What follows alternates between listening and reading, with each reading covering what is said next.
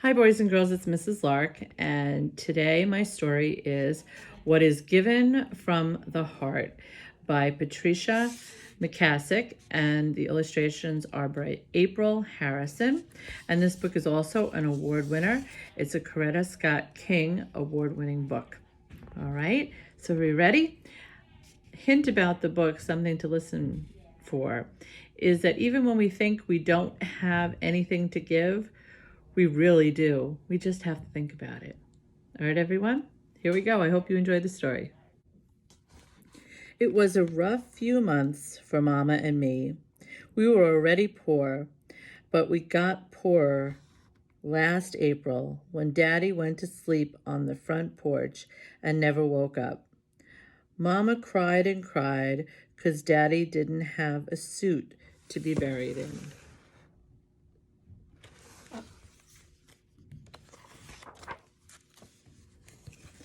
Come June, we lost the farm and moved to a rundown shotgun house in the Bottoms. On Friday the 13th, it rained frogs. Everything flooded, and Smitty, my dog, disappeared. Misery loves company, Mama said, shaking her head as she swept water out the back door. I hugged her up close the way I always did when she was sad or I was scared. Long as we have our health and strength, we are blessed, James Otis, Mama said, trying to sound brave, but things didn't get any better.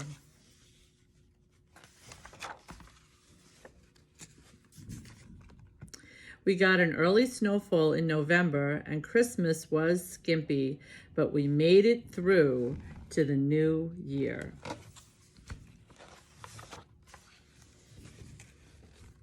For I realized February was upon us with Valentine's Day just 2 weeks away. One Sunday, Reverend Dennis made an announcement during services. Just as we always do, we'll be delivering love boxes to needy folk in our community, he said. Irene Temple and her little girl have lost everything in a fire. We must add them to our list. Next week, bring whatever you think might be useful to them. Remember, what is given from the heart reaches the heart.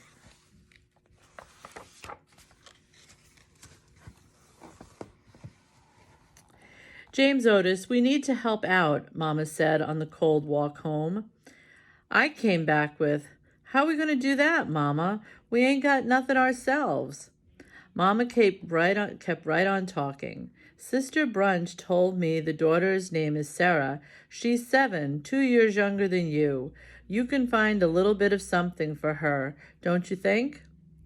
I wasn't convinced. What do I have that a little girl would want? Now, said Mama, remember what Reverend Dennis said? What is given from the heart reaches the heart.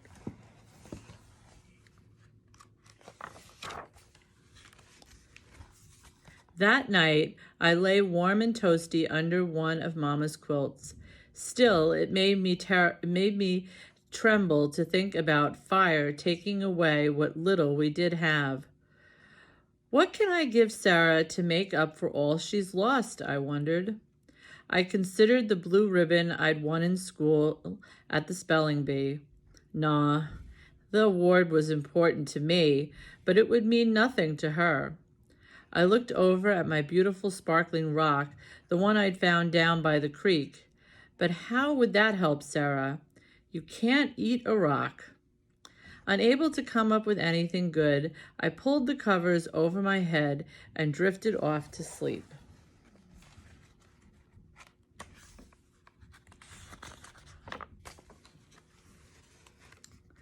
Come morning, I found Mama in the kitchen, busy sewing. I know if we had a fire, I would miss my aprons, Mama explained, so I've decided to make Mrs. Temple one. But Mama, you're using your white tablecloth, the only nice thing you have. James Otis, I'm stitching with a loving heart. My hope is that this apron will give as much joy to Mrs. Temple as the tablecloth has given me. Mama's smile was a welcome sight.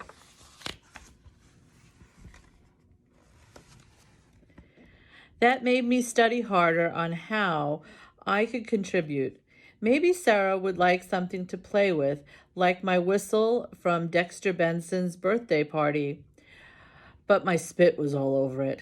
What about my crayons? I drew so many pictures with them, even though the black, pink, and dark blue were missing. No way, I couldn't give her used crayons. And I couldn't give her my pencil that was just a nub and not much eraser left either. As time flew toward Valentine's Day, I fretted more and more. I considered giving Sarah a puzzle. It didn't bother me that 2 pieces were missing, but it might bother her. That wouldn't do, not even with a bow on it. And neither would my capeless Superman Halloween costume. Then I remembered my book, Things That Roll. Mama paid 10 cents for it at the resale shop. I read it every night until I memorized each word, and then I drew pictures of all the stuff that rolled. Sarah might enjoy my book, I thought, but maybe she didn't like trucks and marbles and such. Still, it got me thinking. I gathered my crayons, my pencil, and some paper and got busy. On Sunday, before Valentine's Day, we were off to church. Along the way, Mama told me, as usual, the trustees will deliver the love boxes to the homes of the needy. But Reverend Dennis has invited the Temples to receive theirs at Olive Chapel so they can meet the congregation.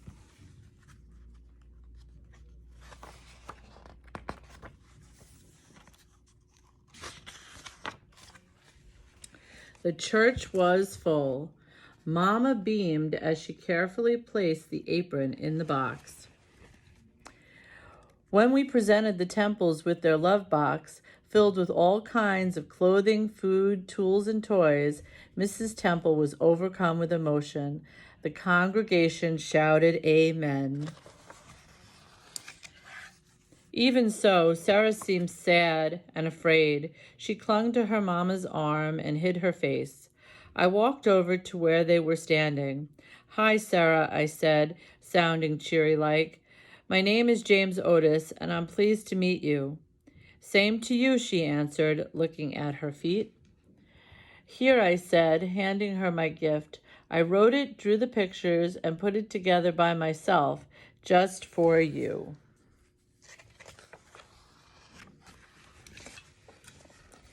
Sarah managed a smile as she stared at the book I'd made. Then, real slow-like, she read the cover, From My Heart to Your Heart by James Otis Petway. It's about a little girl named Sarah, and "Don't tell me," she said. "I want to read about myself, by myself. I can't believe it," she squealed. "A book about me." Then she covered her mouth to catch a giggle.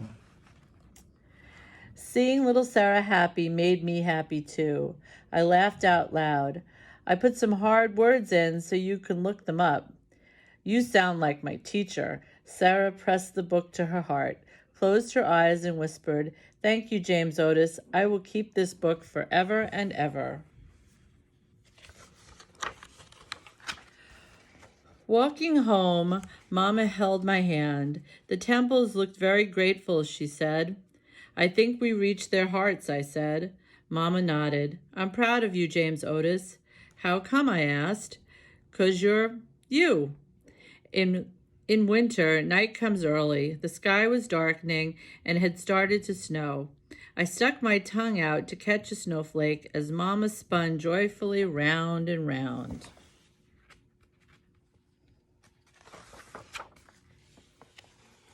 Suddenly, Mama stopped.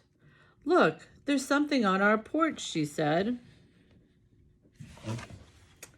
I rushed ahead, and there it was. A love box had been delivered to us. And our hearts rejoiced. Our hearts rejoiced. Hi, boys and girls. I hope you enjoyed the story.